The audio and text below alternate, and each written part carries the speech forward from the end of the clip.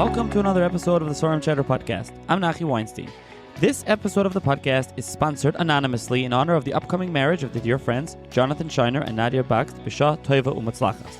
To sponsor an episode, please email me seforimchatter@gmail.com, or you can find the link and information in the show's notes below. You can also find the link to subscribe to the Seforimchatter WhatsApp community, where I post new books, new Seforim, book deals, and so on. And also, if you can subscribe, rate, and review the podcast wherever you listen, especially Apple, but 24/6, Spotify, and so on. And there'll also be a small talk episode later this week, Pesach related, and I hope you enjoy this episode, a little different than the regular, but this is the 5-year anniversary of Seforimchatter, so figured it made sense to talk about that anniversary and Seforimchatter and its history. So enjoy the episode. Hi everyone, welcome to another edition of the Seforimchatter podcast. This episode of the podcast is going to be something a little different than your standard podcast, being that it is actually 5 years to the day. March 23rd, 5 years ago, is when the Seforimchatter podcast started. Seforimchatter Twitter existed before, and Seforimchatter WhatsApp exists since. But at the time, this was a novel idea to start the podcast. I don't think I said my name at the time. I don't think anyone knew who I was. I didn't put my face. I didn't put anything on Twitter. I mean, people knew, but it wasn't like public knowledge or information. And it was COVID, and I decided I'll just start this. We'll leave that shortly. But this is why the idea came about. I've done in the past like a 1-year anniversary. I've done throughout like some talked about myself in the background a little bit, but I think it makes sense to do this 5-year anniversary. I still get questions all the time from people, and like, yeah, so I'm going to be joined by a guest host this time, someone who's actually been on the podcast before as a guest 2 times, one of the earliest guests on the podcast, Michelle Margolis, the librarian in Colombia. Hello, everybody, and welcome to the Seforimchatter podcast. Yeah, right? It's like, I think it's like another edition. I don't even know how that came to be. It like came out from like, I don't know how, just from the Twitter, and then Twitter went to the podcast. Whatever. Yeah. I'll let you ask the questions because I'm not the host here. So I'll turn it over to you. All right. So as we always start, tell the listeners about yourself and your background, Nachi. Yes, of course. So like I said, I've said a little bit on the podcast. There was an early like solo 10-minute episode, 13-minute episode where I talked about it. Then I did a 1-year anniversary episode. And then the recent I did my Torah Chaim, the Sefer I published, I talked about it there as well. And there, of course, was the Mishpacha piece that they did 2 years ago, Pesach, also. But I'll say again. So myself, I grew up in Lakewood, New Jersey. And I went to school in Lakewood, to YTT, for those familiar with Lakewood. And back then, Lakewood didn't have nearly the amount of people it has today. You could drive down the street? You could drive down Amazing. the street. I still remember in Camp Achim, the neighborhood day song, when I was in 6th grade, it was like Bagel Nash, you could sit on a stool because there's still no seats. And that was the case when I was in 6th grade. And there was like Bagel Nash and Pizza Plus and like Glapite and falafel and chips. There was like nothing here. So it was a small place at the time. Not a village, but it was a small place. And someone just asked me recently, you grew up in Lakewood? I'm like, yes, I did. So I grew up in Lakewood. And then for high school, I went to Passaic, Mesivta Passaic. Mesivta Tiferes, or Tzvi Aryeh Zemel, Mayor Rubin was there. Shout out to Passaic. Yes. Special place. Yeah. I was there for 4 years. And then I went on to Philly Yeshiva. Was there for 4 years. And so actually, I should say that when I was in Passaic, at the end, I became the Gabbai Sfarim, I think as it was called. So that was the beginning. It was at the end. It was like I was in 12th grade after Pesach, and that was till I left. And then in Philly, first year Pesach. So a year later in Philly, I actually took over the Philadelphia Eitzer. And I started doing that, which was a really good experience. Overhauled everything, and it was a lot of fun. Philly at the time, as I recall, their Eitzer was not up to date. It was pretty big, but it wasn't up to date. And you had a budget? So this is interesting. No, Philly is very good. Like they were just like hands off. Like here's some first year bucker, like 19 years old. Go ahead. And when I took over, there was like $8,000 in the account. And I remember I asked the guy, I'm like, what's going on? He's like, yeah, whatever. Right? He was like a good guy. And he was like, not like into it. I don't know. Not that I was, I was saying he was a good guy. I wasn't. But like, I was like, whatever. Like we do this farm here. So I overhauled everything. We moved things around. They made a lot of changes in the system there. And I enjoyed doing it. Like it was a good outlet in yeshiva, and I learned a lot. And that's the time also when I started learning more history. And I said this in the past. I started learning the Mavai. I started learning the introduction in Mosad Rav Kook Svarim, Machon Yerushalayim, and others like that. And I would really read that. And that's how I began being interested in Rishonim, and I learned about manuscripts and different, comparing the different editions. Also, in first year Beis Medrash in the dorm, and I did Shema Gdolim before going to sleep. I don't know how everybody's bed has different bedtime stories. Yours was Shema Gdolim. It's fabulous. It was awesome. It's such a great book. The Chida doesn't need my haskama, but that was like, it's a bibliography with like stories and biographies, like everything mixed together. So it's like a really good bibliography. It's like reading a bibliography. It's like, oh, hi, I read encyclopedia before. Like, that's basically what it was, but it's great. And I read that, and that really taught me a lot. And so I wrote a small piece for Mishpacha. Shirley Besser asked me to write. This is 5 years ago, 6 years ago, I don't remember. And it was like on Hanukkah, like what book inspired me? I said it was that book. Like Shema Gdolim inspired me to be like interested in Seforim and history, like the Chida, for sure, no question. And so anyways, and then I went to Eretz Yisrael. I was in Eretz Yisrael for short. I was there for like 6 months. I went Pesach, fourth year Pesach, so I was older already, quote unquote. And I went till Sukkot. I came back in the summer for camp. I was in Camp Achim for 12 years in a row, so shout out to Camp Achim. Special shout out to Camp Achim. 5th grade to 4th year Pesach, that's when I was a color ward general, and I was in Camp Achim, and actually my shidduch came about through Camp Achim. My camper who... I know his shadchan. He's a very special guy. Yes, you do know. Your cousin, my cousin. So he was the shadchan, and so and then I came back to BMG, and got married after that, shortly thereafter, leaving the freezer in BMG. At that point, I don't remember when I started Seforimchatter. I had actually a music account, J Music Chatter. For many that I remember you said that. It's been deleted. It doesn't exist anymore. But for those that may remember it, I have the old logo somewhere.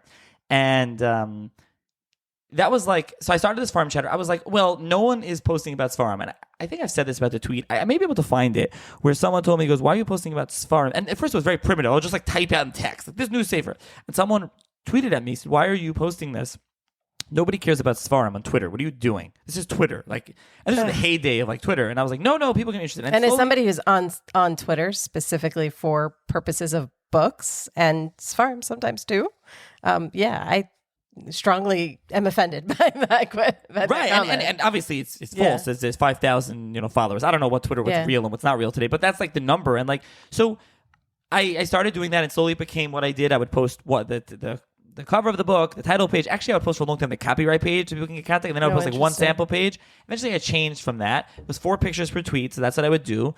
And that went on for a while. I would post it because I was like, no one can find out new information about new books, and I would post it. And from that, it started with Seforim, and then gradually the term Seforim got a little loose, and I was like, let me do books. And I gradually got interested in history, academic history, and I got interested in all sorts of books. And I think like any good I guess anyone interested in history, I don't know, it's New Age Moscow, what the term you use is, I started your Seforim blog. It was on the main line, Shimon Simons' blog, and there's which is now, it's still there. You can find it. Baruch Hashem, it's still there. And it's a very important blog. That and Seforim blog, and I read Mark Shapiro's Changing the Immutable. It was one of the first early academic books I read. I read some others, Avram Grossman's Rashi book. I was reading a bunch of other books, and I started posting. I said, let me post academic books. There was sites in Israel you can check, and there's the Eitzer Chachma forum. I would see Seforim there. So I started posting. So you were regularly checking these, you were checking these places to find what was... I was regularly checking. I would go to Judaica Plaza in Lakewood, daily or semi-daily. Just to see what was out. Yeah, I would go all the time, and I would see what came in, and I would snap the pictures. Eventually, I became friends with Beagle Eisen. At that time, my mother-in-law lived in Brooklyn, so we would go to Brooklyn, and I would go from Brooklyn to Flatbush, and I became friends with Aaron Beagle Eisen, and I would go to Beagle Eisen, which is, the best, and it still is, and so I would go in there, and they'd always have all the stuff. They fly it in from Eretz Yisrael, still do. They'd have academic stuff and everything, so I would go in there. And I think you get these connections. I became friendly with Eliezer Brot, who you can, writes on the Seforim blog and has his own podcast now. You should check that out. And I order books through him. You can order books from Eretz Yisrael. Very hard to get academic books still, even like Seforim. I still post now, and people are like, "Where can I get that?" And I'm like, "Beagle Eisen or ask Eliezer Brot." You can't. So, it just evolved organically, I think. But I was still kind of incognito. I wasn't like, "Oh, this is." Nachi Weinstein. I told people knew. I would DM people, and I got to know some people. But it was I was like, no, this is Seforimchatter. Seforimchatter is Seforimchatter. Then came COVID, and is there anything else you want to ask about? No, I think that pretty much brings you to how you started the podcast. So that's the next question. Go for it. So then came COVID. I always liked podcasts. I was a podcast listener for a long time, and I guess I'm a sports fan and a Pittsburgh Steelers fan, and so there are other sports teams also, but unfortunately a Pirates fan, long suffering. But I was a Steelers fan, and I don't know. I would listen, download podcasts, to listen to. I discovered podcasts, and I was like, oh, this is how I can listen to high quality stuff. It wasn't Jewish history at that point, and it was like, okay, let me listen to that. And so I was familiar with podcasts for a long time. There was very few podcasts in the Jewish world at that time, and I said, I'm going to start a podcast. And I actually have it somewhere. I've never posted it. I decided I wasn't sure what the format was going to be. I remember talking to Nathan Hirsch, who works in the National Library of Israel, as a friend from Twitter, and we were brainstorming different things. And I was like, I'm going to read a book, an introduction, and I'm going to give over the introduction, or maybe I'm going to do rapid fire segment. I wasn't sure if it was going to be different episodes, a long episode, a short episode, a long segment, a short segment. I wasn't sure how it was going to go over, but I was like, I'm going to do this. This is somehow going to work. I recorded a little piece. It was because it was a sefer on Yoma.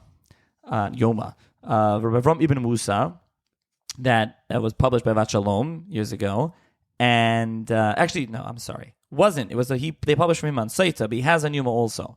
They didn't publish. Then there was another book of his published. Then finally the manuscript is published, but there's a story there, and then in the O Ram they published a really cool annotated. It was a catalog of the Sfarim from the Imre Emes, and that was very interesting. So they talked about in there, when it came to this item, I was reading it over Pesach, I remember my cousin brought it and it got lost in his suitcase. He brought it back himself. Shout out to my cousin Jacob Rosenfeld. He worked on my website, so I should mention him. And so I read through, and they mentioned that there was a manuscript in the collection, and then there's another manuscript somewhere. So when someone printed Rabbi Lebhar from LA published it through his publishing house, I was like, oh, there's actually different manuscript, there's different differences, and I was going to speak about it. And I recorded this short 10 minutes. So just thing. You talking about just it. Me, okay. And I never released it. It's buried in these Seforimchatter archives. That is a year before the podcast started. Oh, wow. Yeah, this is before, and I was going to. I bought a mic, a very primitive microphone, and I was using... So this was just something you were excited about. So you just talked about it. I wanted to do a podcast, yeah, okay. And I was going to do different, and I was going to do it, and then I just never did it. At that point, I started taking the LSAT, and then this whole thing just got shelved. I didn't mention that, and I'm a lawyer now. I didn't mention that, but we're going chronologically. Anyway, so at the time I was still in yeshiva. So at that point, then fast forward, COVID hits. And I'm like, I really should do this. I remember I was bored. I went down to and I was bored. I was like, people were bored. I should do something. I went down. I told my wife, I'm just going to go live. I'm going to go downstairs. I'm going to take my phone. I had a OnePlus that the camera popped up. It was like a pop-out camera. If you listen to the early episodes, you feel like a whirring. It's because the camera's popping up as I started. It was really weird. And I went down to the basement. I had a library in my basement, in my old house in Tom's River. And I was like, let me do this. And I just started doing it. And I remember I was talking about the new Sfarim. But you went live by yourself also. Live by myself, the first 2 episodes. I was just going to talk about new Sfarim, just to talk about Sfarim, but that was the first time I said I think I said my name. Maybe I didn't. I definitely put my face out there. It could be my name wasn't said, but I just decided let me go for this. Let me do this. Let's see what the interest is. And the Twitter account was fairly popular, I think, relatively so, on Jewish Twitter at the time. And I said, okay, let me try and let's see what happens. And there was some interest, and I still remember. It was a few days later. I don't remember what day it was. It was Friday. It was somewhere around and I was talking to Israel Mizrahi, Mizrahi bookstore, terrific used bookstore in Flatbush, and I don't know, somehow the Strand for Jewish books. Yeah, I said, Israel, let's get on the podcast, and he's like, sure, I'll get on the podcast, and he was the first guest. And that's right. We had a couple since, and then David Bashevkin, I think, was the second guest. Big Twitter now, 1840 podcast, and that was before his podcast, I think. And so I think, maybe I'm not remembering the timeline exactly.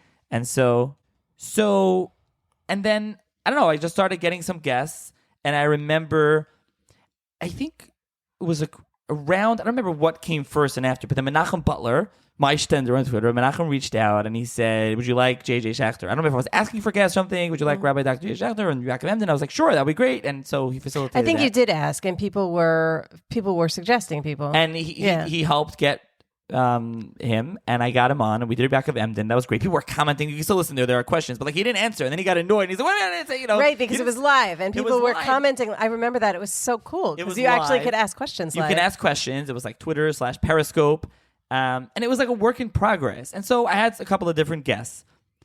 In the summer, and I was just doing them live, random spots, people get on, and whatever. In the summer, a friend of mine,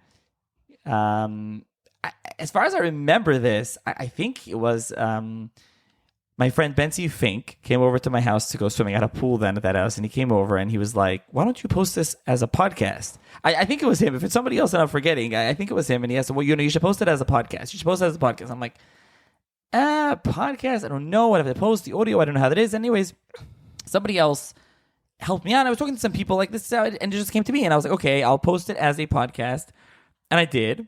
And then I was like, wait, I should record podcasts. And I think maybe one of the first that were recorded just as a podcast was, I did two early on. I don't remember. I did one with Moshe Maimon, who was a frequent contributor to the podcast. We did Ezra Brumban and Rambam. We put out the one on Agarita. And I also had Yassel Hausman, my good friend, Yassel Shevav on Twitter. And we did on Kinnis on Tisha B'Av. And by the way, every year I still get comments. He still gets comments on that. It's a fantastic episode. He went through the Kinnis. We went through the Paitanim.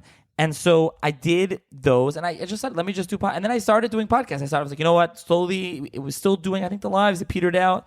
And eventually we just started doing the podcasting. And then for a while, I was just like record and dump. It was like record, post, like even back-to-back days. It was like a mess.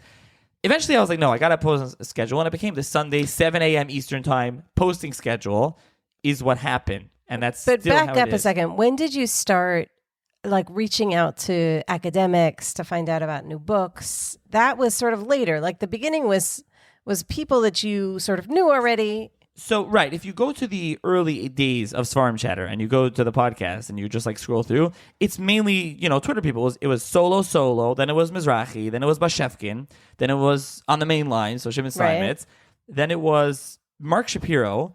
I don't remember how I got to Mark. He joined. He made a Twitter account in order I think, but somehow I got him. Then it was Shimon Shemanowitz, Vali Zayas, who's a good friend, so I got him on. I had to have him make a Twitter account. Then it was JJ Schachter. Then Yassel Hausman was on a live. Right. Then it was you. Yeah. Then it was Nathan Hirsch, who was on Twitter. Then it was a Twitter live solo. That's still a really weird. I was like walking around showing the camera, like, ask me about my library. Then it was Rabbi Ron Biederman of Art Scroll. I had him use also. And then I had Eric Lowy, and then I had my friend Five. So then already started getting professors. I don't remember how it is. I think people on Twitter suggested, and they put me in touch with people. They put you in touch. It just happened. And I'd been posting already academic books for a while. And so at some point it became like, oh, let's interview academics, let's interview professors. It was still Mechaber Sfarim. And people still comment to me. Like at some point it was Seforimchatter about Sfarim. But they're like, when did you do it? Very academic, the podcast. But first of all, the podcast, the Twitter account itself morphed. Like when it started off as Seforimchatter, it was pure Sfarim. That changed. Before the podcast, I was posting academic books in Hebrew and English and things like that before. Now, I still argue it's still a sefer. If you go to Israel, a sefer is a book. I didn't say Sfarim meaning Sfarim. I know it's kind of like... It's not Sifrei Kodesh chatter. I never said that. I think people think that's what it is. And so eventually, I started interviewing others, guests and academics, and this is kind of just grew into what it is. Like I said, this schedule, and I've done series, and I've done other things throughout the years, and here we are 5 years later. Although it's season 6, because I don't know when I decided. I was like, I'm going to go with maybe Rosh Twitter. Hashanah. I said I'm going to go with Rosh Hashanah. That's why. And I said so. It's 6 seasons. It's really 5, and we're 350 episodes in. That was going to be my next question. Yeah, it's like 350, and there are a lot more that are actually recorded. So, like I said, I used to just like record and post. At some point, I don't know, when I started law school or whatever, I'm like, I have to be ahead. I have to be prepared. And so I recorded, and at some point I was packing them in. There were days in the summer, a few years ago, I would just record like 3 in a day. This was like my day job. I was recording 3. It was crazy. But I did get, and then in between I'm jumping forward a little bit. Also, before I took the bar, I knew the bar exam was coming out. I'm not recording episodes during the bar. Of course, I did record a few, but very few. I said, I need to be prepared. But I so over-prepared that I still have such a backlog. People ask me, like, there's a new book, I want to get on or whatever. And I have like a 40-episode backlog. And I have this huge backlog of episodes. So, like, I really can't jump. So you have people sponsor, and, like, things are sponsored and jump the line. And it just becomes this whole, like, thing. And by the way, that's another thing. When I started this, and I still do this for a hobby. But at some point, the podcast did start making money. Early on now, the podcast and Seforimchatter in general is an affiliate link. I have Amazon affiliate link. I have ArtScroll has, Koren has, Mosaic has. Not every press has. And so if people order through my links, which I do appreciate everyone that does, thank you. And there's a disclaimer on the website and on the WhatsApp channel and Twitter.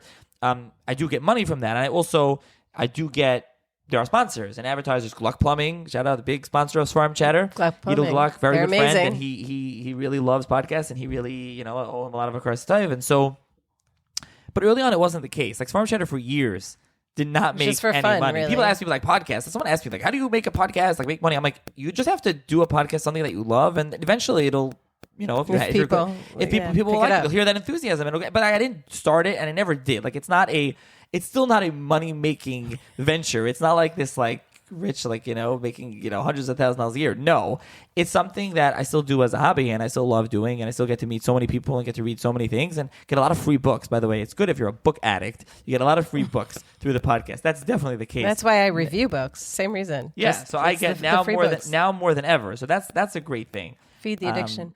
So how do you, 100%. that's actually a good question, which is how do you find out about new books? Like sometimes, I mean, I'm a librarian. My job is to know what the most recent publishing is. And sometimes you'll post something that I had no idea was coming out. So what are your sources? Where do you find out about new books?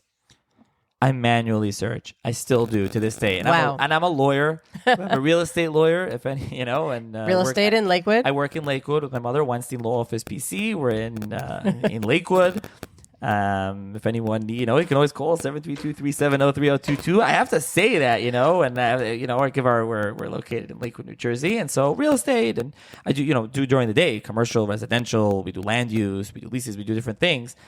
And so like, I still manually search. I find the time to manually search. So the best way to do it, like I go to academic presses, I search, they have catalogs coming out. So I do, some of them email me now, like we're coming out with this, but I still search for a couple of reasons. First of all, I enjoy doing it, but also I posted recently, we're recording this in advance, I posted recently a book like Johannes Gutenberg, you're the book person, putting out a book. That's not a Jewish book. And I wrote, it's not Jewish. So if I would just rely on like people emailing me, I would miss stuff like that. And I saw it and I was like, oh, this is about books. I think people would find this of interest. And right away, somebody messaged me, a lawyer actually, and he's like, "Thank you for posting that." Like I ordered, you ordered it. Ordered it right away. So like people want to see different things. Obviously, I'm not going to post something that's like totally not connected. I'm not posting like fiction. Well, so some of it is sort of your own interest in books and book history.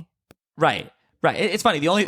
So then the book, the WhatsApp chat, I'm jumping a little over the place, it did evolve into like book deals also.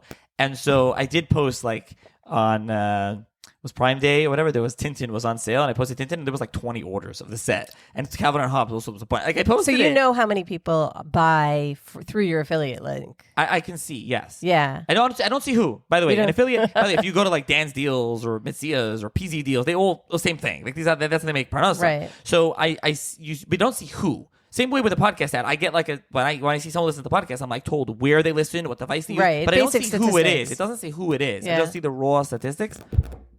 So what's a book that's sold like a lot through your affiliate link? Like just do you want to name a couple? No, it doesn't tell me like I can't. I don't know how to pull up like exact like this book, but I know that like when I'll post certain books or I'll promote certain books. So first of all, I don't promote. It's funny. I still don't promote. So people can run ads, and I write ad when there's an ad. Yeah. And there are sponsored episodes and things like that. But I won't say like this is a great book you should buy unless I really think it's a great book. Well, now you do on the WhatsApp chat. You'll have like recommended Storm Chatter. Right. So that's not what I'm saying. When I post book deals. I'm not going to write SC recommended title unless I really recommend it because I'll kill my credibility and like. Yeah, why would anyone, like, I'm not going to push a book. I'll post deals, and people ask, like, is this a good book? I have no idea. Like, I'm posting it because it's a deal, and people just order books that are on deals. And it says specifically in the, like, a post is not an endorsement for whatever that is. But I will recommend, like, certain books that, like, Yossi Levine's new book on Chacham Tzvi with Lippman. I thought it was a fabulous book, and I wrote that, and a lot of copies sold. Guy Rogers' fantastic book for the Freedom of Zion is a fantastic book. And I sold many copies from the miniseries I did with him, and I posted about it. I keep posting about it every year. Tisha B'Av. That is the best book. You should read it before Tisha B'Av. Like Henry Josephus, but that's like such an amazing book. So a lot of books did sell that way. It's interesting because I don't post like when I do the read on Shabbos posts. Won't even if I read a book on Shabbos, if I didn't like it, I won't post it because I don't want to give. Like, what am I going to say? I read this book, but I hated it. So I just don't bother. So I only post if it's a book that I would recommend. Right. So really you're posting all the books. So I'm posting everything. When it comes to this Seforim Chatter, I post like the WhatsApp and the Twitter, I post everything. I just post anything basically. I mean, there are certain things that are just like way out there I'm not going to post, but I generally post everything. But going back to how I find out. So I still go through like academic presses, Princeton and Penn and Stanford. Like, I'll look at their catalog, look what's coming soon. Seforim, I really just go to the store. I look at a bunch of different Israeli websites, Mossad of Cook and Mossad Bialik and Zalman Shazar and Magnus and Bar Ilan and Carmel, and I look online what's there and I post about it. I find that from some other ways. It's a Chachma forum. Some people post. I get information from Eliezer Broad and from some others. Beagle Eisen gets things in. I see from him. Again, I see from all different places. Now, some people do send me information, but it's still like this. Like there's no like it's not like a streamlined process. A one stop. No, yeah. and I think I view. Seforimchatter is the source that you can get that information. I use it. I have bought material both for my library and personally that I have seen on Seforimchatter. So that's how I view Seforimchatter. And so what I started doing is, regular posts I don't write like recommended title unless it's like very rarely. But like if there's a deal, I'll write like, oh, by the way, I recommend this book. Like you can, like I've sent out book like before Pesach or Sukkot. I've said, oh, people looking for reading material. Here's some good reading material. Like these are really good books. Like I read these books, and I think people under also a false impression that like everything I post I buy. No way. First of all, I don't have interest in most of the books I post, and just I'm not like spending that kind of money, and I don't have that kind of space. Like I have a lot of books, but like I'm always getting rid of books, and I just can't have all these books, and all these books are just not my thing. Like, no, right. So I do not have all these books that I post. No. You mentioned that some of the publishers reach out to you. Is that both just from publishers? Is that also academic publishers? No, totally not. Like, I'll get press emails now from Yale, from Princeton. So you're a known entity as somebody who sells their books. That's pretty impressive. They do reach out. They do reach out. I think at a certain point it became like the podcast has like professors and academics. They're like, oh, the academics want to be on the podcast, and the presses want to get their books. Like they see that this is, I assume, it is a good outlet. And I know from people I've spoken to who are not in the Frum community, who are not in the Yeshivish community, who said, "Oh yeah, I heard that on Seforimchatter." So your audience is quite broad. The audience is definitely, from what I've seen, where they're located and the feedback that I get. I mean, I still write this in all my emails if I'm emailing, and I blind email a lot of professors and a lot of people like, oh, you want to come on the podcast? And I always say, like, the audience, as far as I know, an audience, you're listening, so you correct me wrong. I think it's predominantly a Frum audience, whether that's from right to left, whether that's the Yeshiva world, whether that's modern Orthodox. I think there are obviously people, I'm sure the listeners here are saying that they're not from either of those communities, or they're not religious, or they're not Jewish. Definitely. I mean, I've gotten emails, but I think that's predominantly the audience, and that's who I view myself speaking to. Guess I sometimes, who am I supposed to speak to? And I'm like, that's who you're speaking to. I don't know. Now, there's a lot of code switching on this podcast, and I am. I don't know. I have no idea what you're talking about. I am very. That's like when the guest says like "tar." So I know you. That's not what you meant, but no, that is what I mean, because I do it all the time. I'm very makbid. I still am that like. A lot of guests, and this bothers listeners, and I understand them completely. When the guest gets on, and I remember the guest is like Emden and Eibeshitz, and I'm like, no, I'm not going to tell them what to do, but I'm like, it's Rabbi Yaakov Emden, Rav Yonis and Eibeshitz, Rav X, Rav Y. That's who it is. Like, we have the utmost You're respect. not going to change who you are. No.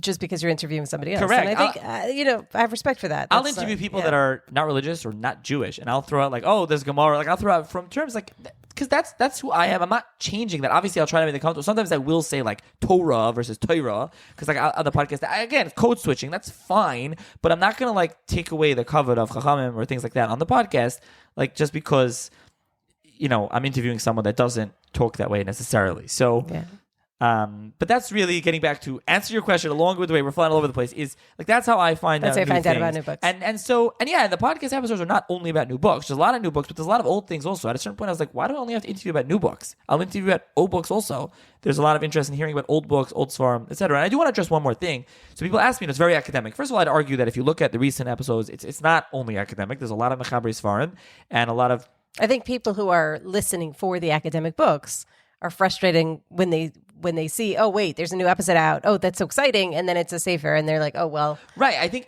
both sides are, but I really want this podcast to be balanced. It's not academic chatter, and it's not just straight safer chatter. Like right. Yeshiva chatter. It's both. Also, another thing about Sfarim, it's sometimes harder to get authors. They're not always willing to go on a podcast. I've been told someone had agreed to come on the podcast, and I reached out to them, and they're like, oh, we do not do social media, and I was like, but it's not social media. Social media is where you go on and everyone can just answer you. This is not Twitter or Instagram or WhatsApp chat. This is like just a pod. No one can talk back to you. Like, no, we don't do that. We don't do that. I was like, okay, I'm sure. Like, people don't want to do it. Sometimes they don't speak English. And that happens with academics too. They only speak Hebrew. And also, right.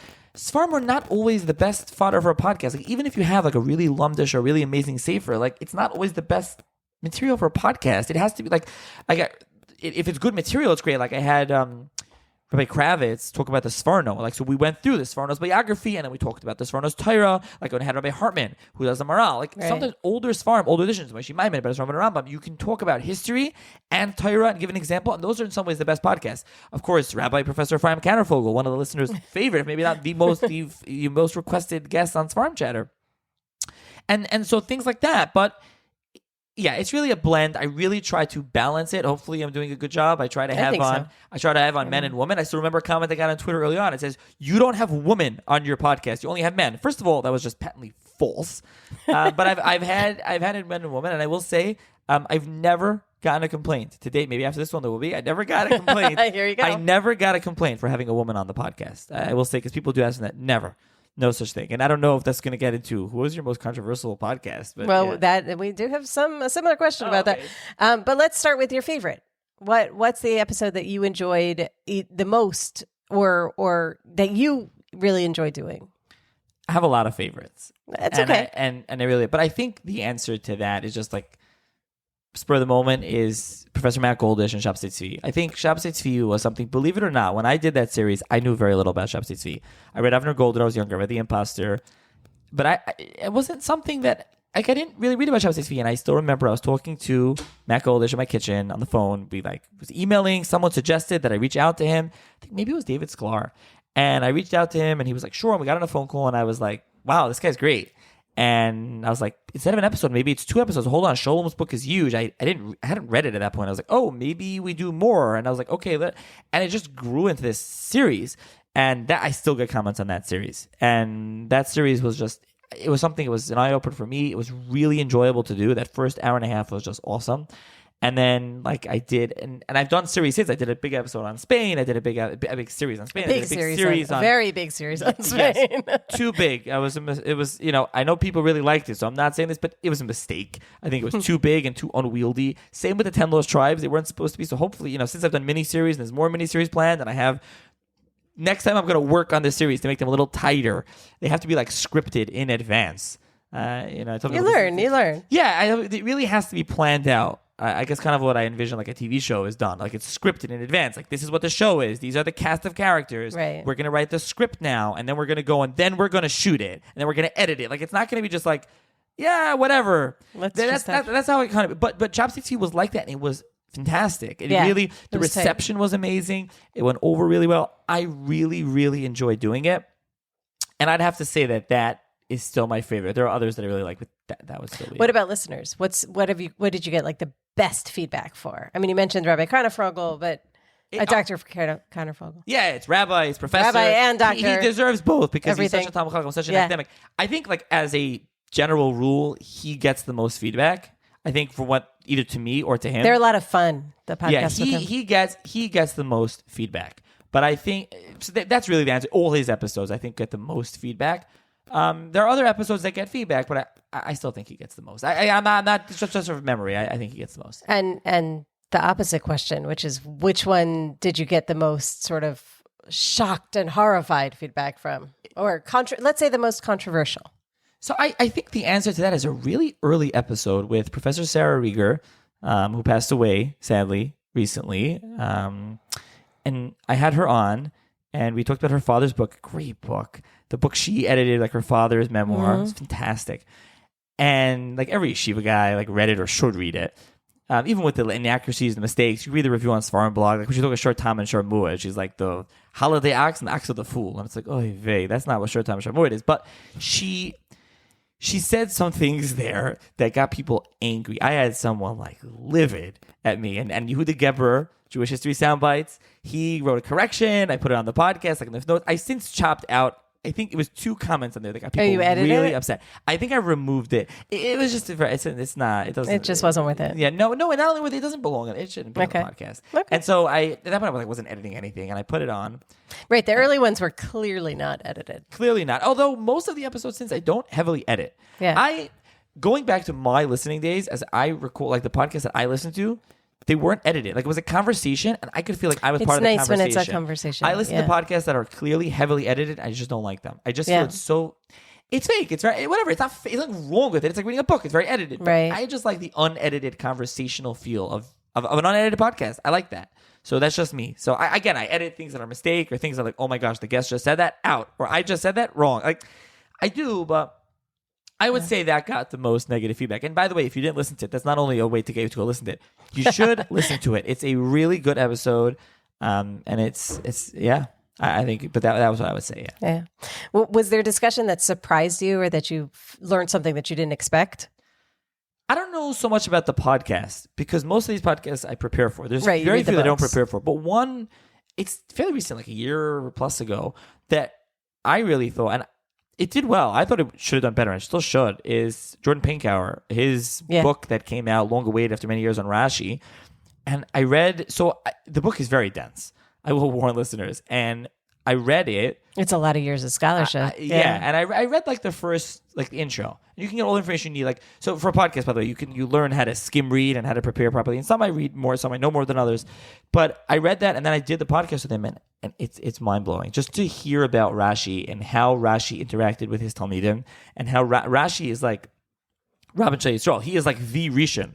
But then you actually read about it. I had read Avram Grossman's book, and you're like, wait, Rashi's actually interacting with his students. Rashi's actually saying, like, you know what? I don't know where that is. He says, well, everyone's familiar with that. But then Rashi, you see in the manuscripts, Rashi tells his students, like, you know what? Your pshat is better than mine. Or I don't know where that is. And Rashi's like, he says, you know what? I'm chayzer. I changed my mind.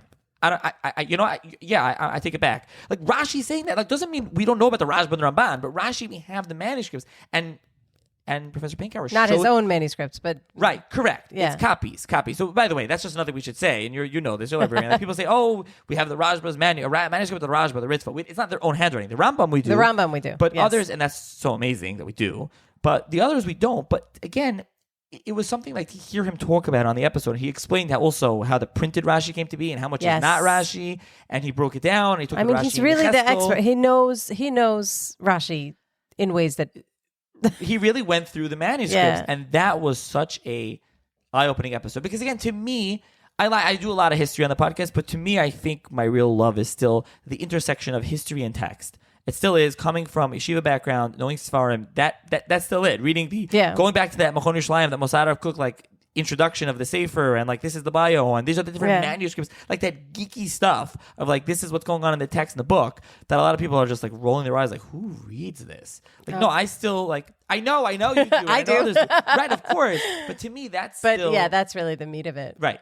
Yes. Yeah. I would say, I mean, that's why, like, one of my favorites, and the one that when I'm telling people about Seforimchatter, I always tell them about the one with Adam Teller, because that's one where he went through Shilos Chuvos, and that's where he got the history that he wrote. And so it was this combination. And what I loved about that particular episode was that you were bringing in the halacha from learning the Chuvos, and Adam Teller was bringing in the history from reading the Chuvos. And that combination to me was just so excellent, and such a good example of sort of this combination of academic and Torah knowledge that really elevated it a level that I really enjoyed that one. Two things that I really learned from academics and reading academic books is, one, books need to be sourced, whether that's footnotes or endnotes. If history books are not sourced, I just can't read them anymore. Footnote. It's just first of all, footnotes are better than endnotes, but regardless of footnote or endnote, like, it's just, to me, it's almost like worthless if it's not sourced. It's just a waste. I don't know who you are. People always say, well, how do I know about the academic book? Well, it's sourced. You could look at the source and you could say, you know what? This person read the source wrong, and it happens. You're like, that person, this scholar is reading the source wrong. Sure, great, no problem. They're reading the source wrong, but at least you know.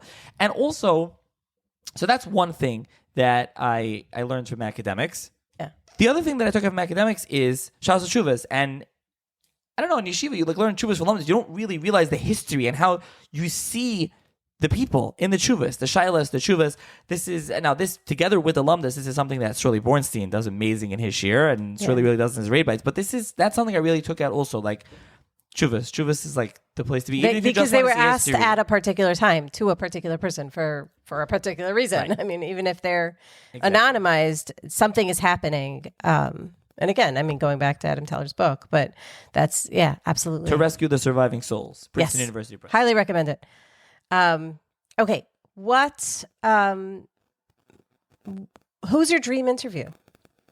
Who haven't you got yet that you would love to interview? The answer to that actually is that I don't have one. Like, I don't know. Maybe I'm forgetting someone, but like no one's jumping to mind. I can tell you who the listeners' dream interview is. The listeners want me to interview Professor Schneider Lyman, who is amazing. I asked him way at the beginning of the podcast, and he said he doesn't do like podcasts and public things. So I kind of let it go. I asked him, I emailed him once a few years ago since, and he didn't respond. And so I just because he was busy or something. I don't know. I never asked again. I know the listeners want, but for me, I think I've been told no. It's rare. I don't get. Usually it's a yes. It's not a no. And sometimes I just can't get to it. I'm bombarded with people asking me whether it's academics or authors of Machabe Sfarim. Yeah. And I have to say no. I just can't. I can't get to everything. I mean, people want to pay for episodes, or then now I start. That's also part of the reason why I rolled out the new program, the Small Talk, because some books are they don't. A whole episode isn't. They're either not worthy of a whole episode, or also I don't really post 2 episodes a week because the stats don't do as well. I think people can't listen to so much. So I'm willing to do like a short one. So sometimes that, but yeah, that's really the answer. I don't know. So my next question for you is really about, who you are versus who we talked a little bit about how you are. And do you find that in interviewing people that are not of the yeshivish world, or that are not, or, that are different from you in whatever way, that there are stereotypes that they have coming in, that you have coming in, that maybe have shifted over the course of your conversations, that maybe, again, going back to Adam Teller, I remember he made a comment at a certain point and he's like, wow, you really know this stuff. Which, have you had that kind of feedback from people, or do you get, oh, well, you're just a fanatic, Haredi? I don't get the latter. I don't that's get like you're that. I think those people wouldn't come on the podcast. That's true. And I think that's very rare.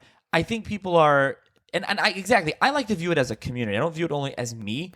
Right. I view it as, and maybe it is, but I view it as a whole. Like people underestimate, we'll call the Lakewood, the yeshiva world, and they say, oh, they don't know anything. And meanwhile, those are the people that are interested in history and Jewish history. Like who's interested in the Jewish tradition? It's the frum world, really, I think. Well, really a lot of people are. I would say that from people buy physical books. Oh, and I'm not trying to insult listeners here that are not religious or not part of the yeshiva world. I understand I have those listeners. But based on the feedback I get and the listeners I see and where I see the That's stats, who you hear from. like that is not, and if you're listening and you're one of those and you haven't reached out to me, please email me. Because the feedback I get and where I get mostly is predominantly, like I said, the yeshiva world, my Orthodox world. I do have academics that listen, but that's who listens to this. And I also don't mean the listeners here. I also mean, like I remember a couple of years ago when new editions of Naftali Hertz Wesley's Sfarim came out, and noted Moskal, Hartwig, Wesley, Wiesel, and they had them in stores in Lakewood, and it sold out. And people are like, wow, how's it selling in Lakewood? Because where is there like a real interest in like Haskalah and Jewish history? In the frum world, like that. That's what I mean. Like there's an interest there. Yeah. So I think sometimes they come on the podcast and they're like surprised. Like, wait, there are people that are interested in this. People know this stuff. And, it's great. I also try to prepare. I did a podcast episode recently with Professor Jonathan Sarna, the historian of American Jewish history. And we did Lincoln and the Jews. And I read through the book. Actually, we were supposed to record that in November. And I emailed him like that day or the day before, and I said, "Listen, I'm not going to be prepared. I'm not ready to do this. Sometimes I'll just do it. I said, I'm not ready to do it. Let's scratch this." And I wanted to have it for President's Day, and I said, I'm not going to be ready to do it. And then I got back to him when I was ready. We did it, and at the end of the podcast, I don't remember if he said on air or not. So he said, "Wow, you really prepared for this. Like I've been on podcasts or speaking, and the host is just like doesn't know what he's talking about. Like he didn't read the material." And like sometimes you just have to read the book. You don't know about the subject. Like that's not a subject. I'm not super well versed actually in American history. It's whatever. I'm interested in different time places, different time periods. Italy and Amsterdam, interested in different communities. But like, yeah. So I do get like, oh wow, you know that. Like you're interested in that. You did the reading, as we say in the university. Yeah, or you know the subject. Yeah, I remember in law school. Oh, I hated getting cold called in law school. That's terrible. It's a hazing ritual. They should abolish that. But like, I don't think it even helps you learn, but whatever. But yeah. So I think people are, again, it's hard for me to say like I'm evaluating myself, but I think people are, I guess it shines through, it comes through. The listeners will be able to hear on the podcast from the guests. Yeah. How do you decide on topics for the miniseries? So The miniseries is interesting. So, like I said, I did the full series, which just kind of grew out organically. Miniseries, I mean, I haven't done many miniseries. I did Rough Cook, Desire. Well, you start like with Spain and Chapter 3. Those are big series. You mean like that? Like any series. Yeah, when okay, do you decide Sure, to sure, do? sure. I think I meant miniseries like I'm doing now these smaller ones. Oh, no. So, right. I think, and I'm planning on a series in the future. I can tease. I'm planning on, I would like to do a series on Haskalah. If anyone, has guest suggestions or specific topics, and I can elaborate more on that, what it'll be. But I think it's really things that I'm interested in. I think I'm willing to do things that the guests are interested, that the listeners are interested in. The Rough Cook came about. Professor Mirsky, actually, I became friendly with him from Twitter years ago, and I actually hit with him. I owe Tov. I was going to apply to law school. And I got a letter from someone at BMG, a letter from Philly. I needed a third letter. He's like, he knew me from Twitter, like from this forum chat. He's like, I'm going to write you a letter for recommendation. And he did. Wow. And he did. And so we never did a podcast on Rav Kook. Whatever reason, I was not like, I'm not like Rav Kook is. That's not my thing. It's modern history. I'm not interested in that. And he reached out again. He finally followed up. It was like a couple months ago. And I was like, I really should do it. And for him, more than anything, I think listeners would also be interested.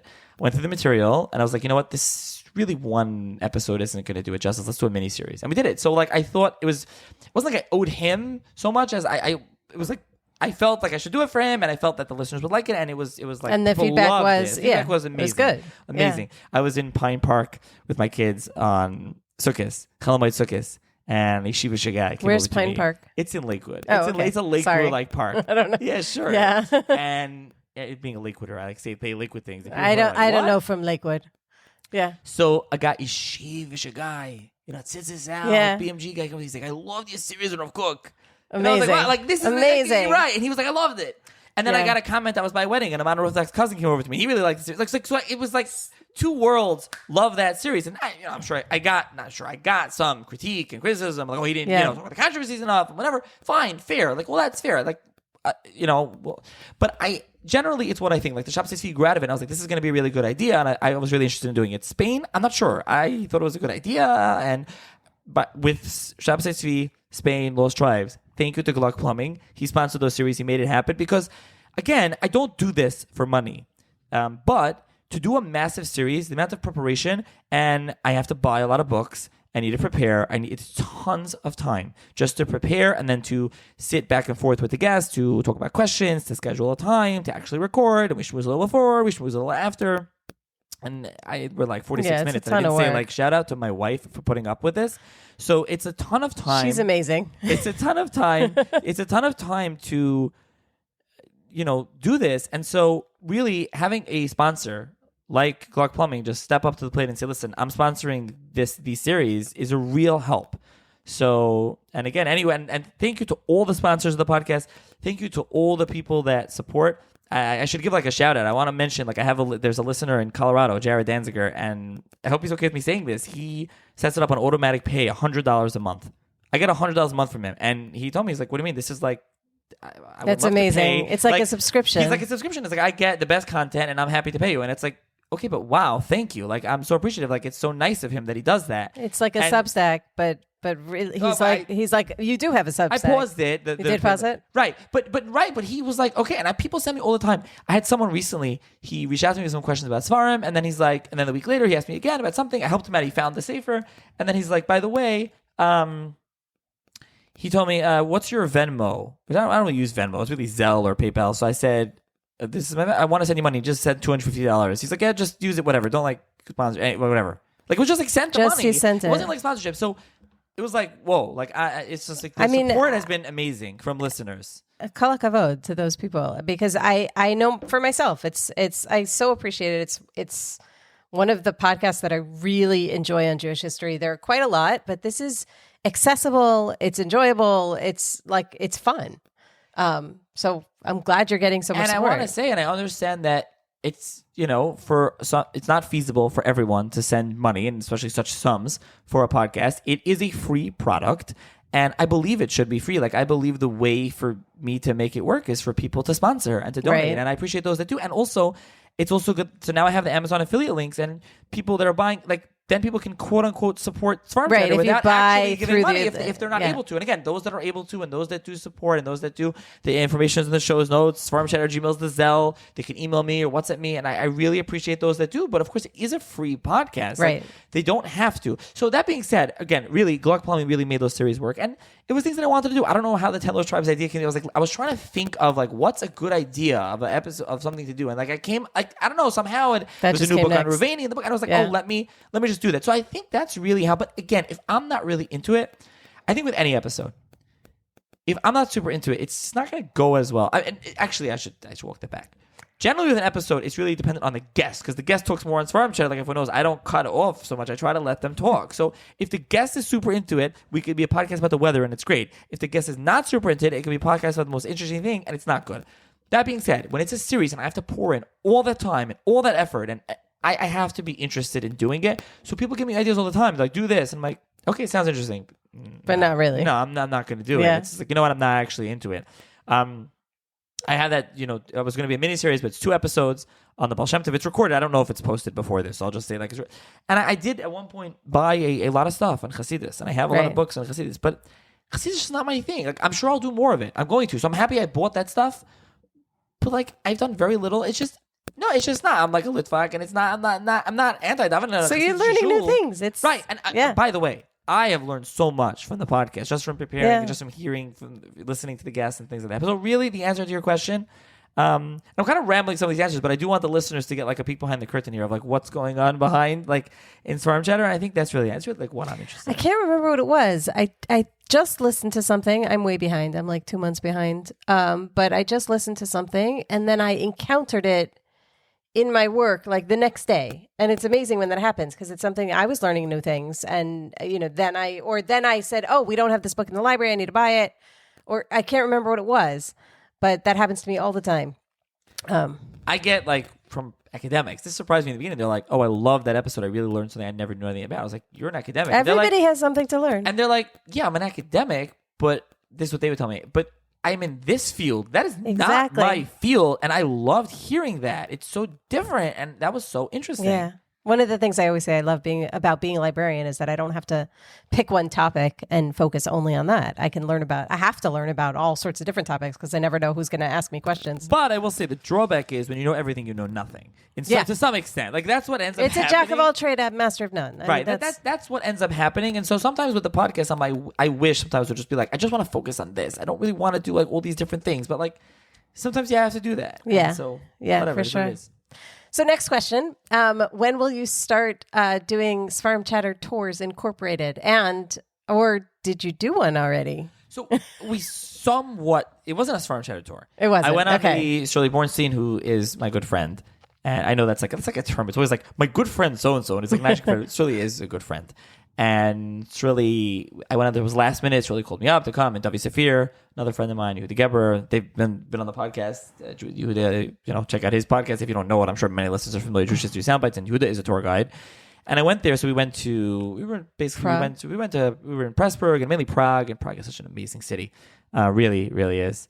And Prague, we had a scene. We walked back to the hotel at 1 a.m. I was in a hat and jacket, tits this out, white shirt. And Dovey said, he's like, this is the only city They said in it Europe. on the podcast. And yeah, he's like, this is a city in Europe that you could just walk in the street at 1 a.m.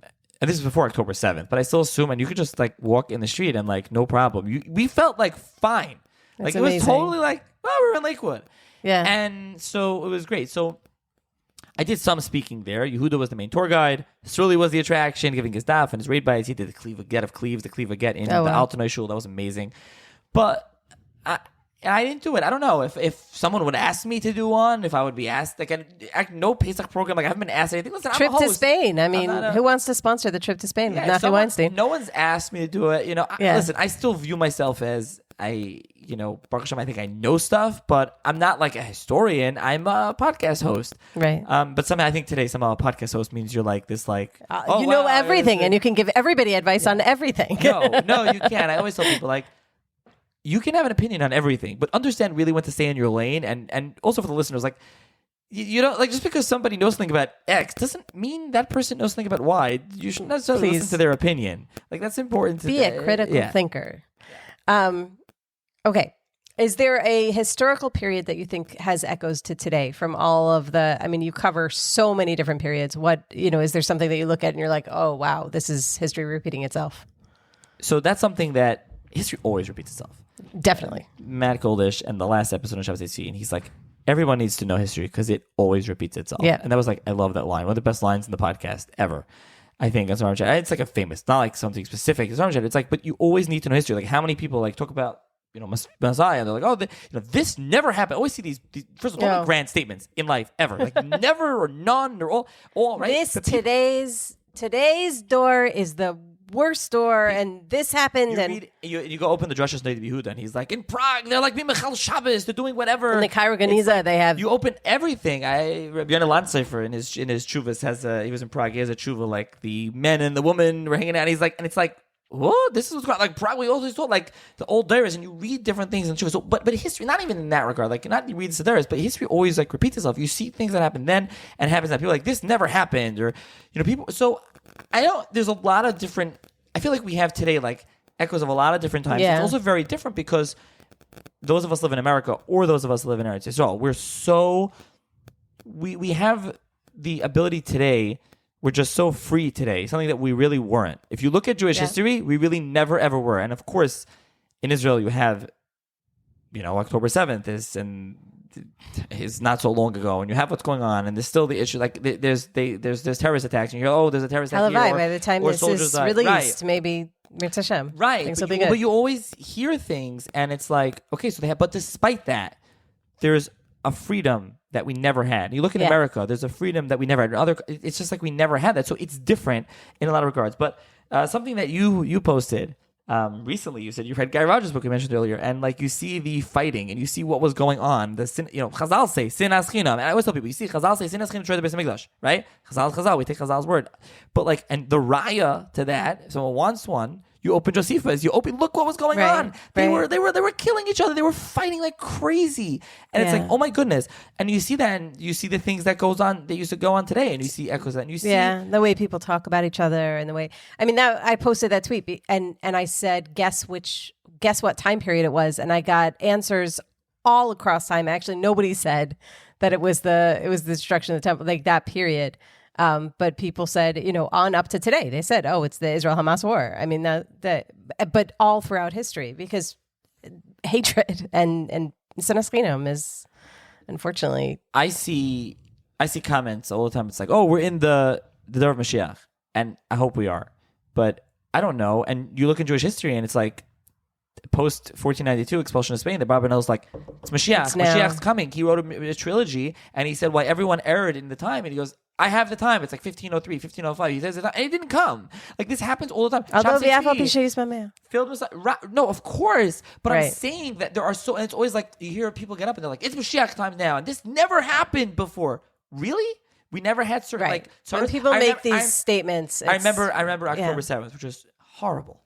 And people are like, this is the worst time since XYZ, or it never happened like this. And like, we're forgetting the Holocaust. And like, no, but like so many things. The Crusades and Tatnu. And then you had Tachvatat. It's horrible. And, you have so many things. And people just, and the expulsion. And 1492, the forced conversion in 1497 in Portugal. Yeah. And you have so many things that people just like forget. And I'm not only pointing to like the bad parts of Jewish history, but like there's so many parts of Jewish history that get repeated again and again and again and again. People just like push away. So I might, I think there's a lot of different parts that are so it's repeated. everything.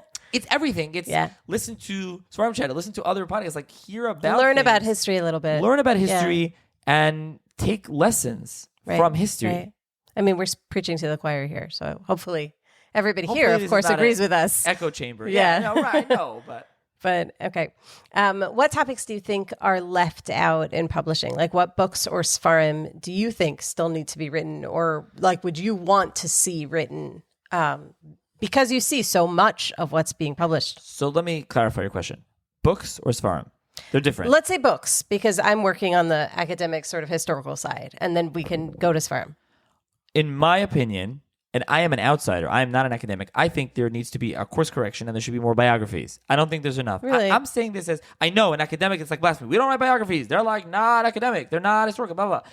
Look, I get it, but for like the general public, it has a real interest. I see it in There have academic been books. quite and a history. few in No, recent years. I know, but not as many as there should be. There are so many like specific nitty gritty micro subject of like whatever in one town. I get it; it's important, and the scholars spend years doing this. But sometimes they're boring to read, and they're just not like. I don't know. It just, I get it. Like, it doesn't necessarily move the field. I don't know. It's just not like again, I point to Yossi Levine's biography of Chacham Tzvi was just amazing. And I know that's We can't wait for the podcast. and I've got, Maybe it'll be out by the time this is aired. Right. And there is an old one with him, but we're going to redo it. Just really, there's so much more to talk about since. But like, there's just like, people like biography. Like if you ask the general person, like, what do they like? Oh, I read Elisheva Kalbach's book on Ramesh Chagez. Oh, I read this book on the Chacham Tzvi. Oh, they read, J.J. Shackler's dissertation or Rebbetzin David's dissertation on the Marat Chias.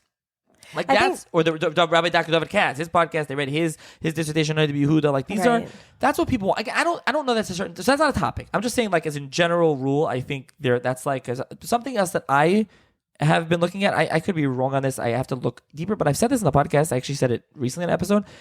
If you look at Amsterdam, that's the community I'm interested in, the Spanish-Portuguese community. There's been a lot of research done on early Amsterdam. So when you look at the first generation, like the first real generation, when you have Rav Sholem and Mortera, and you have Spinoza, Menashe ben Israel, Spinoza, of course, but you have even Rabbi Yitzchak da Fonseca, etc.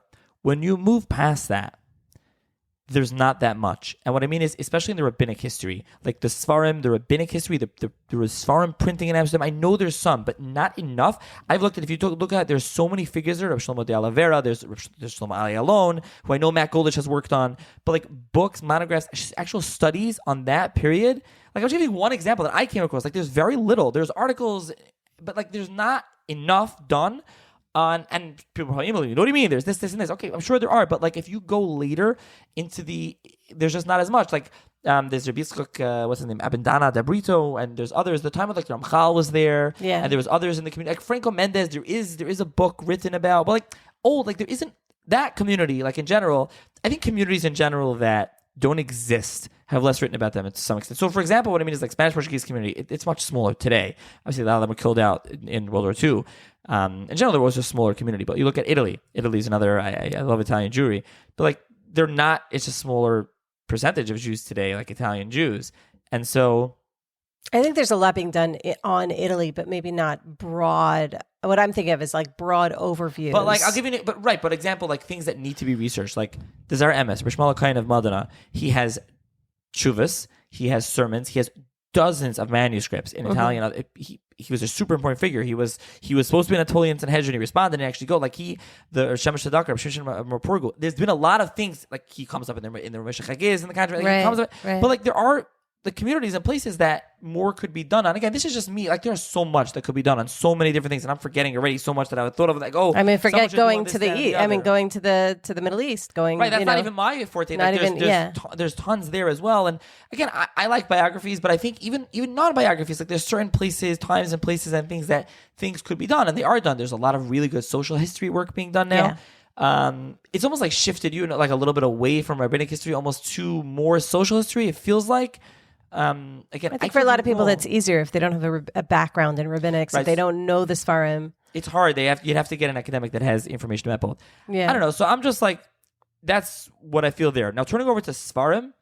I will say my caveat for Sfarim is that it can't be editing somebody else's manuscript. No, before we get there, I just want to say like for Sfarim, you're saying like what needs to be done.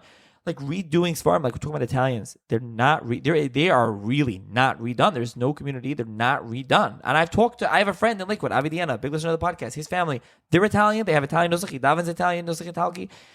There's not many, and it's not. It's hard to find. I'm sure I can get emails from Italians. And I have a listener in Italy message me. I'm sure. What do you mean But it's small compared to the Hasidic community or compared to even the Litva. Like it's small. So what is being redone by like Zera Emes was finally redone. It was okay. Like Shemesh Tzedakah, why is that not redone? Why are there countless Sfarim printed? And forget manuscripts. So many Sfarim. Italy was the center of print. The first, like, is this stuff redone? Like hardly. You can go into the Sfarim and be like, let me see how many Italian Sfarim I can find. Not so many. Spanish Portuguese community, same thing. Right. It's schwach. It really is. when you get to, so that's like thing. And it's so rich. I mean, so yeah. And you can get to things that are more of it, like there are, there are other things, but those are that again. That's what again. I'm picking my two examples really like in the same. Those are like my things again, and that's because I'm interested in it. Like that's what I know about. That's what I'm interested in. I'm sure there's a lot of other things that also aren't. And there's being more and more published, which is great. People are really publishing, and that's great. So I asked a couple of important people for some questions. And so this question is from Shmuel Weinstein. What is your longest episode? So Shmuel, thank you for the question. Shmuel does like to listen. Shmuel is a listener of the podcast. Yes, he is a listener of the podcast. And the longest episode, I believe, without even checking it up, is Professor Tzvi Ben-Dorbenit's episode on the 10 Lost Tribes. It was like close to 3 hours, marathon. We did it in one shot. And also, I think a close second was Rav Shimon Shemanowitz on the Years of Seforim. Both of those were wildly popular, really went over well. That's the letters of the Years of Seforim family. And those were two amazing. Those were the longest episodes, I believe. Okay. The question from Ahuva Weinstein is very important. So you just need to focus. That question is, who is your favorite daughter?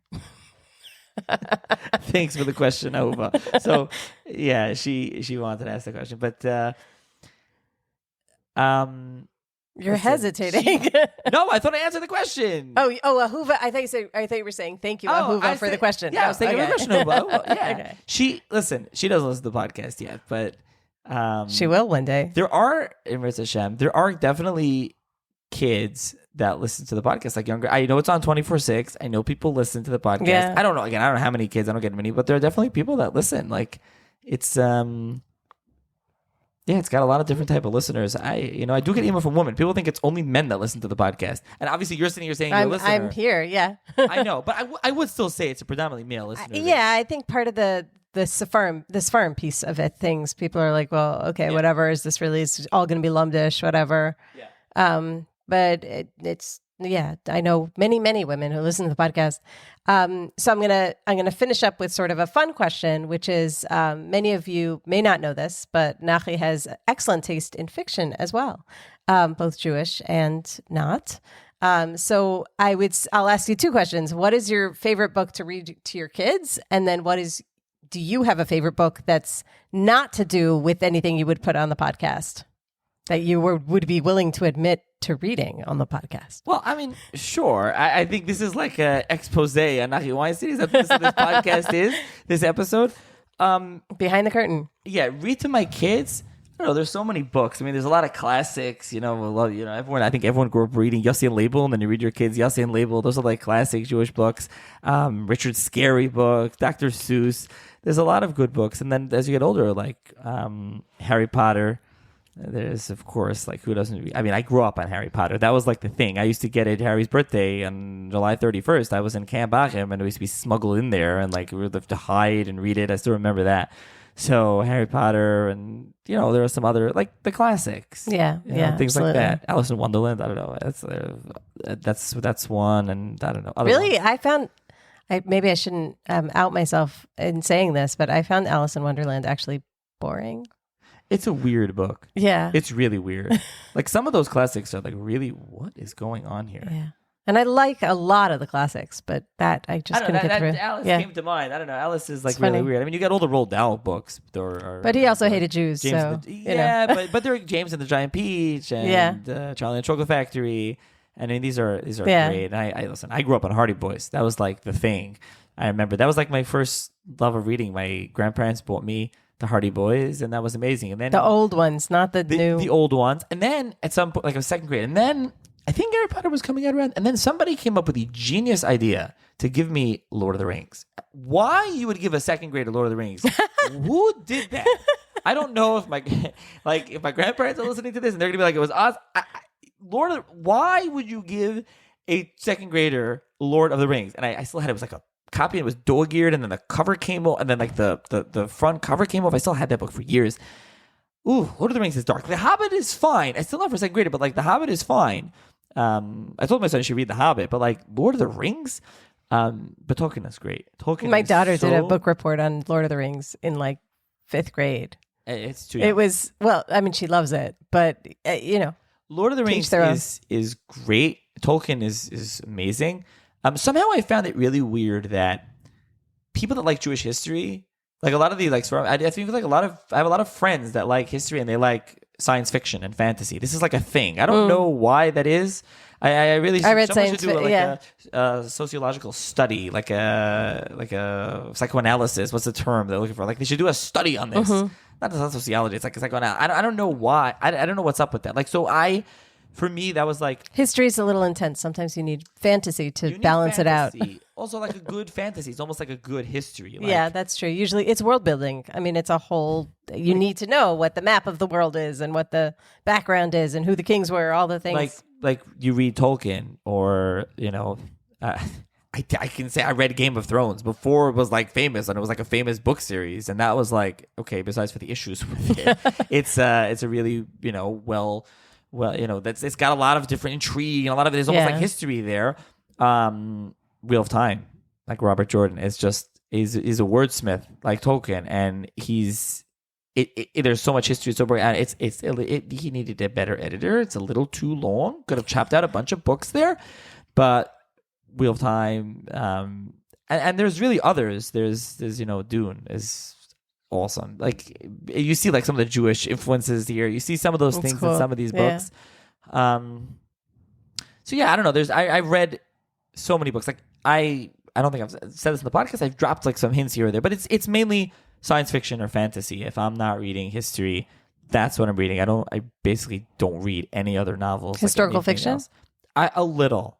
I will read historical fiction a little, but I still like if I'm reading history, it's history. I like historical fiction. Like I think historical fiction has a real place. I wish there was more in Jewish, like the Avner Gold who I interviewed, and this is a book I've talked about it to the end of the earth, like the Menashe of Israel. I did like the Art School Khazar series was really, really good. Yes. I did talk to Art School, and again, this is for you, Aaron Zlotowitz. You need to put a map in the book. There are cartographers that do this. They need a map. There's no map. You can't see where anything is. So hopefully, maybe they'll correct this in a later edition. But really, really good. Like that was really well done, kind of Jewish fantasy, and there isn't enough of that. It's also what you did with the Seforim Bites. The interview about Hanukkah. Yes, exactly. So there is some of that. And again, I listen. Much more than there were when either you or I were kids, certainly. There is as more. Far as good, For sure. And listen, I'm very pro Tolkien. Tolkien is clean. Tolkien is great for kids. Yeah. Tolkien is really, really good. He was a devout Christian, and his books, he actually has some very nice letters about Jews. Really? Yeah, Tolkien in his letters, they asked him.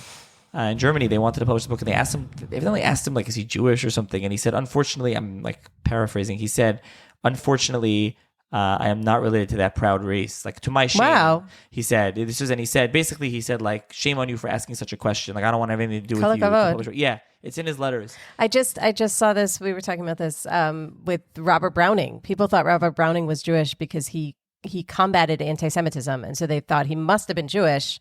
I mean, it's again echoes to today. There are people today who stand up for Jews and stand up against anti-Semitism, and they're like cursed out as a Jew. Like that's your punishment for being a non-Jew who stands up for anti-Semitism. But this also happened many years ago. It's interesting, sort of, to see that. For sure. So yeah, so my taste in fiction is this. I mean, I grew up on Harry Potter. I grew up on Aragon, for those that remember. I grew up on Artemis Fowl. I'm trying to remember the books. That's excellent. These are the books that that's what I grew up on. Somehow I got this is what I read as a kid. Rick Riordan's Percy Jackson. Yeah. These are things, but whatever. This is like what I read. His Dark Materials, which that I wouldn't recommend. I was just talking about this. That's an anti-religion book. It's also it uses words that are in the Bible, so the Old Testament, the Hebrew Bible. Yeah. Words that you might recognize, names that you might recognize. And when my kid read it, she was really confused because it talks about Adam and Eve, but the fall is totally different than it is in the Jewish. Yeah. Like what? It's confusing, which is a chaval because it's like the story itself is cool, except for this whole narrative, which is essential to the story. So that's like what I read. Like I'm big like fiction in yeshiva. Everyone was always reading like Grisham and Ludlum and all these type of like what's the other guy's name? All those type of books. Yeah, I'm forgetting like what the more new age ones. Dan Brown. Yeah, I read Dan Brown, but like everyone, such a big like that's what everyone was reading. I wasn't like a classics guy reading Robinson Crusoe and Sawyer Nice. and So it's Family Robinson in Hebrew. Well, sorry, Robinson Crusoe in Hebrew. We have from Maskilim. Oh, yeah. So maybe for your podcast. Okay, Maskilim, that's the whole thing. Amudei Beis Yehuda, it takes from there. There's Visage. articles written on this, exactly, taking from Crusoe and from others that wrote such books.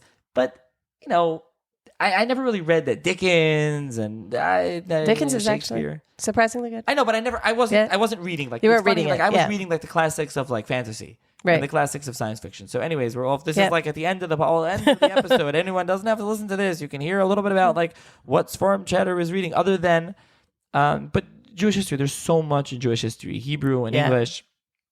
Daniel Deronda. That's George Eliot, it's about a Jew. I mean, that's. Once we're in Victorian, sorry. We're going to Victorian England is great. So listen, people should read, learn more about history. Historical fiction is good. It can teach you. Obviously, the drawback is like if you get mixed up and like you're not like if you're not sure what's that's the problem with and historical what's fiction. That's the issue. But like, listen, there's a lot. And if they tell you that anybody's wearing gloves to look at manuscripts, they're wrong. And this is your pet peeve. That's my pet peeve. I had to get this in. Yeah, exactly. We didn't even mention the auction podcast that I've done. I just wanted to make sure. I wanted to make sure that you got like angry feedback. So now you get angry feedback from the people who are like, "How dare you not wear gloves?" Yeah.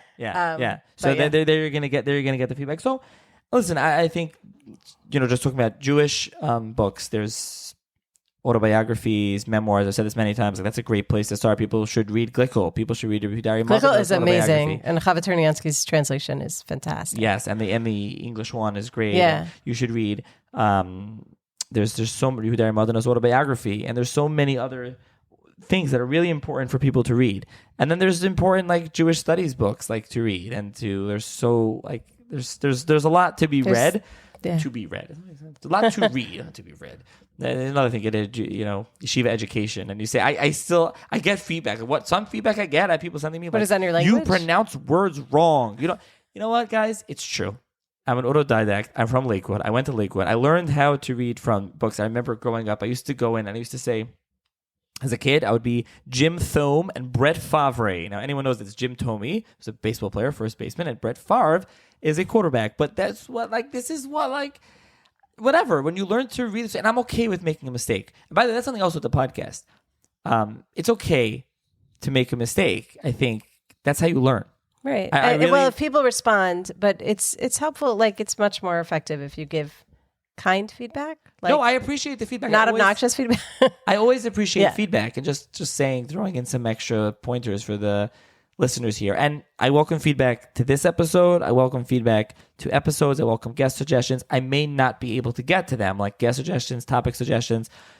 People want to sponsor an episode, or you have it on the queue and it's coming. I add it to the queue, but I can't always in a couple of months. There are people that sponsor episodes or episodes that are sponsored.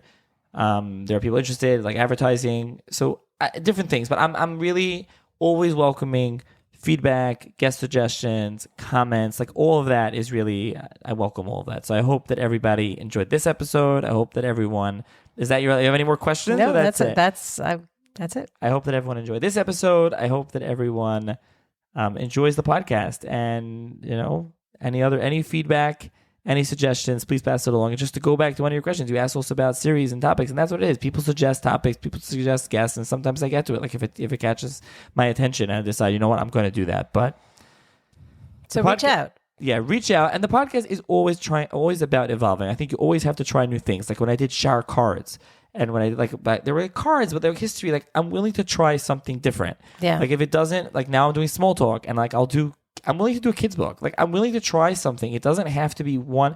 I think if you get stagnant and you get stale and you get passed by, you need to change it up. It can't always be the same. Like I don't want to be academic chatter. I don't want to be yeshivish book chat, yeshivish sefer chatter. I want it to be different and interesting. And of course, there are some episodes. I'll let the listeners in on a secret. People tell me, oh, I listened to every single one of your episodes. Or people say, oh, I didn't listen to every single one of your episodes. And I'm always like, to the people that say I listened to every single one of your episodes, okay, there are episodes that I wouldn't. There are episodes that I would not click play on because it doesn't sound interesting at all. Now, you will be surprised. There are episodes I think people should give a shot. So I shouldn't say that. But I think like I've gone back where it's you said, "Did you listen to this one?" And I was like, "No, I didn't click on that." And then you said, "You should." So then I go back and listen. So I understand. I'm saying that my own product. Like, don't. Yeah. I'm not saying you shouldn't listen. Like, and I don't know. Everyone has different interests. My point just is, people always like, "Oh, I didn't listen to all your episodes." I'm like, of course. The things that don't interest you, like, don't listen to that. You're not required to allow listen to every yourself to single be episode. surprised and allow yourself to learn. But the main point I'm trying to make is that I try to change it up and to vary it. So there's something for everyone.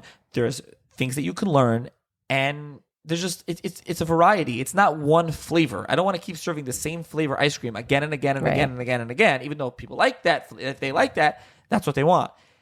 I think it's important to different guests, different time places, different time periods, Sfarim and history and different type of things. And so I think that's important. And that, in a nutshell, is what Seforimchatter is. And hopefully it'll continue to grow. And so for those interested in reaching out, seforimchatter@gmail.com. You can reach out if you're on the WhatsApp chat. You can WhatsApp me.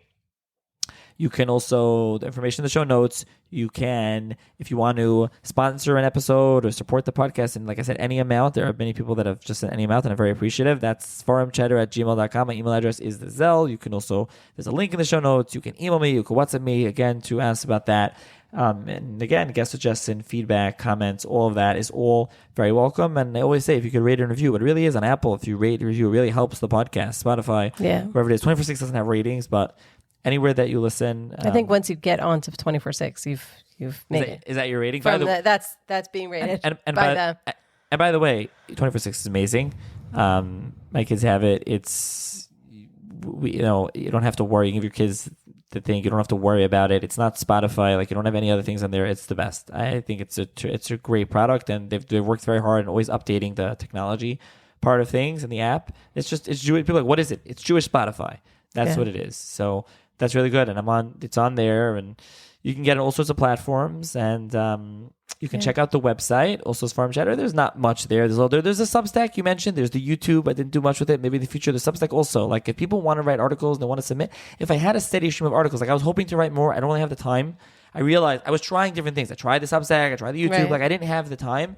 So, like, I'm just focusing on the podcast. I want to focus on my own things. I publish a sefer, a new edition of Teres Chaim on Avodah Zarah from Chaim Shor. You can listen to that episode. You can purchase one if you want. It's available on me, Mizrahi, wherever. So I want to work on others from. I want to do other projects and so whatever. Always willing to try different things. I think that's the most important thing. And so thank you to everyone for listening. I hope this was interesting and informative, even if not your typical Seforimchatter episode. And kol hakavod, Nachi, for putting out just a really fantastic product. Thank you. I appreciate it.